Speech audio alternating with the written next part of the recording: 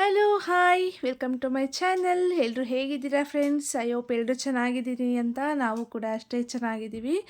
ಹಾಗೆ ನಾನು ನಮ್ಮ ಮನೆಗೆ ಬಂದಿದ್ದೀನಿ. ಊರಲ್ಲಿ ಜಾತ್ರೆ ಇರೋದ್ರಿಂದ ನಾನು ಒಂದಿನ ಮುಂಚೆ ನಮ್ಮ ದೊಡ್ಡಮ್ಮ ಹಾಗೆ ನಮ್ಮ ಅಕ್ಕನಿಗೂ ಕೂಡ ನಮ್ಮ ಜೊತೆ ಕರ್ಕೊಂಡು ನಾವು ಬಸ್ಸಲ್ಲಿ ಬಂದ್ವಿ. ರವಿಯವರು ನಾಳೆ ಬರ್ತೀವಿ ಅಂತ ಹೇಳಿದರು. ಹಾಗೆ ದೇವ್ರಿಗೆ ಜಾತ್ರೆಯ 3 ದಿನ ಮುಂಚೆನೇ ಮದ್ಲಂಗಿತ್ತಿ ಅಂತ ಮಾಡ್ತಾರೆ. ಸೊ ಈ ಶಾಸ್ತ್ರನ ಈಗ ಮದುವೆಗಳೆಲ್ಲ ಯಾವ ಥರ ಮಾಡ್ತಾರೆ ಅದೇ ಥರನೇ ದೇವ್ರಿಗೂ ಕೂಡ ಮದ್ಲಂಗಿತ್ತಿ ಅನ್ನೋ ಶಾಸ್ತ್ರನ ಕೂಡ ಮಾಡ್ತಾರೆ.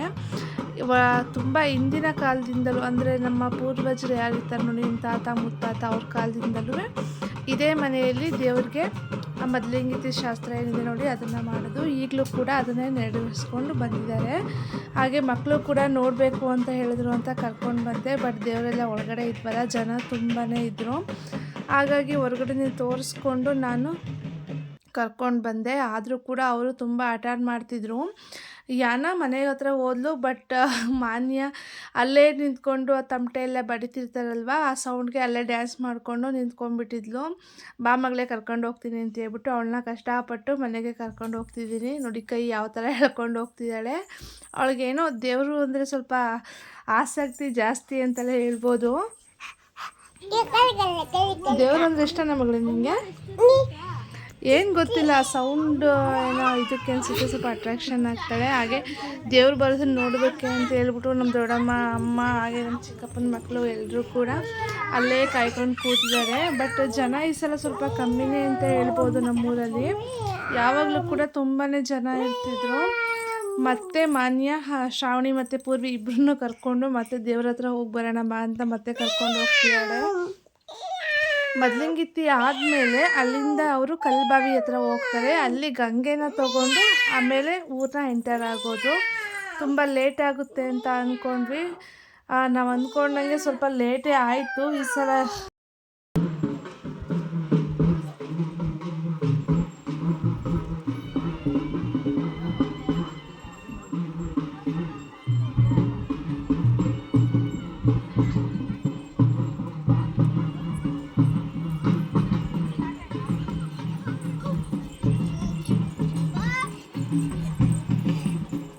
ಹೋಗ ಅಮ್ಮಮ್ಮನ ಹತ್ರ.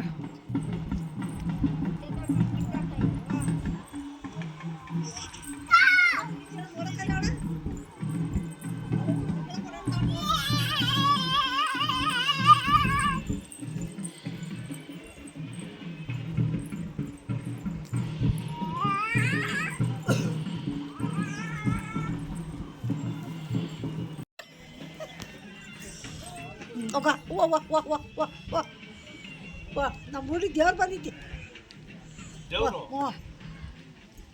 ಹಾಂ ಅಲ್ಲೊಂದು ಮಗ ಏನು ಸ್ಟೈಲು ಅವ್ರದ್ದು, ತಿರ್ಗಿ ಕಡಿಕೆ.